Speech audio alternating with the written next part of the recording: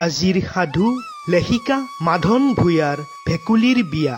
আজিৰ পৰা কিছুদিনৰ আগতে বহুদিন ধৰি বৰষুণ হোৱা নাছিল।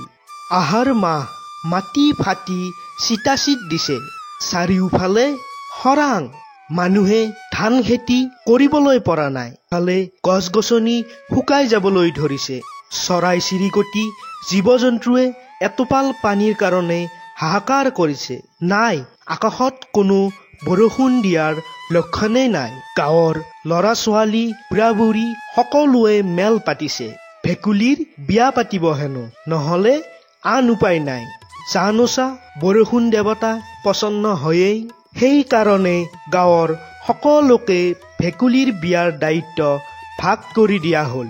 সকলোৱে আগবাঢ়ি আহি দিন বাৰ এটা চাই ভেকুলীৰ বিয়াৰ আয়োজন কৰিলে। গাঁৱৰ ডেকা চামক ৰভা খোলা দায়িত্ব দিলে। চেমনীয়াসকলক ৰভাতলি ফুলেৰে সুন্দৰকৈ সজোৱাৰ দায়িত্ব দিলে। সকলোতকৈ ডাঙৰ দায়িত্ব দিয়া হল বাজু আৰু ৰামুক।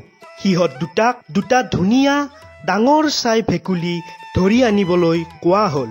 ৰামু আৰু বাজু, এইফালে আহাচোন, তোমালোকক এটা ডাঙৰ দায়িত্ব দিওঁ। কি হল ককাই?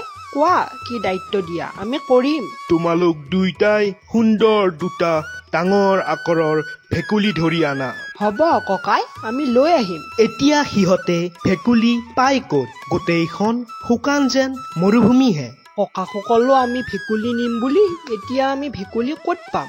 চাৰিওফালে দেখোন মৰুভূমি, গোটেই শুকান।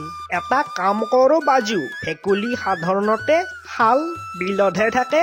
আমি নহলে শাললৈকে যাওঁ বলা। ভেকুলী সাধাৰণতে পানী থাকিলেহে পোৱা যায়। সেয়ে দুয়ো ডাঙৰৰ কথা পেলাব নোৱাৰি খেমেনা খেমেনি কৰি আগবাঢ়িল ভেকুলীৰ সন্ধানত। এনেকৈ দুই গৈ আছে, নাই, কোনো ভেকুলীৰ দেখা দেখি নাই। তথাপিও দুয়ো চেষ্টা এৰি দিয়া নাই। এনেদৰে গৈ গৈ এখন নৈত বাঁহৰ এখন সাঁকো পালে।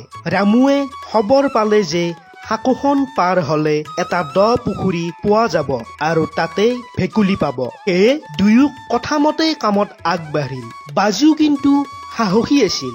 সি অনাশায়ে সাঁকোখন পাৰ হল। ৰামুৱে ভয়তে কঁপিবলৈ ধৰিলে। তথাপি বাঁহত ধৰি ধৰি ৰৈ ৰৈ ঈশ্বৰৰ নাম লৈ কোনোমতে পাৰ হল। পাৰ হৈয়ে ৰামুৱে পুখুৰীটোত দেখা পালে এটা ধুনীয়া নদকা ভেকুলী। পল এটাৰে চাপ মাৰি দিওঁতে ধৰিব পাৰিলে। এতিয়া আন এটা ভেকুলীৰ বাবে দুয়ো সাপ পিটি থাকিল। আকৌ এবাৰ এটা ভেকুলী দেখি দৌৰ মাৰি যাওঁতে কিলুটো জাপ মাৰি পলাল। অৱশেষত বহুত কষ্টৰ পিছত আন এটা ভেকুলী যেনে তেনে ধৰি আনিলে আৰু খুব সাৱধানে তাহাঁতক আহাৰ খুৱাই ৰাখিলে। কাৰণ এদিনৰ পিছতে সিহঁতৰ বিয়া। বিয়াৰ দিনা ৰভাখন বোৱাৰী জীয়াৰী সকলোৱে মিলি ধুনীয়াকৈ সজালে। সিহঁতক পাই কোনে? মাহ হালধি পিহি ভেকুলী দুটাক নোৱাই ধুৱাই ৰভাতলিলৈ আনিলে। সিহঁতক মালা পিন্ধাই ভেকুলীজনীক সেন্দুৰৰ ফুট দি ৰভাৰ মাজতে বহুৱালে আৰু জাউৰিয়ে জাউৰিয়ে বিয়ানাম জুৰিলে।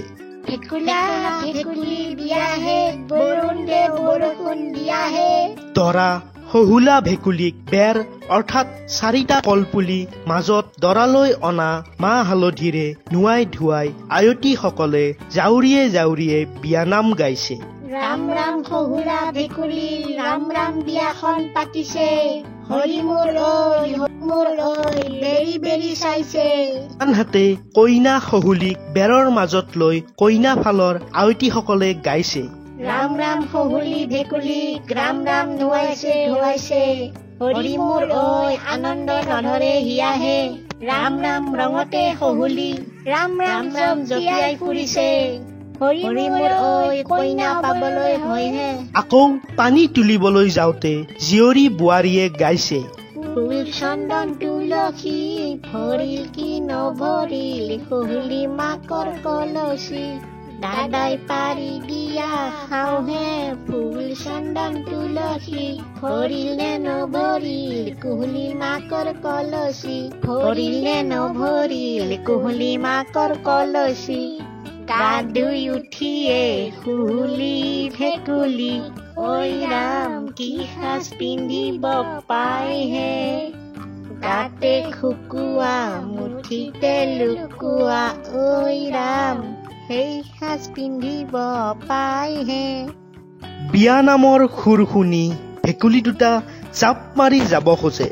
এটা গৈ কোনোবাখিনি পালেগৈ, আকৌ তাক ধৰি অনা হল আৰু হোমৰ গুৰিত বহুৱাই দিয়া হল।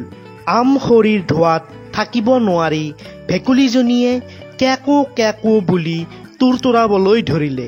তাৰ পিছত ভোবোলাটোৱেও কেকো কেকো বুলি তালফাল লগাবলৈ ধৰিলে।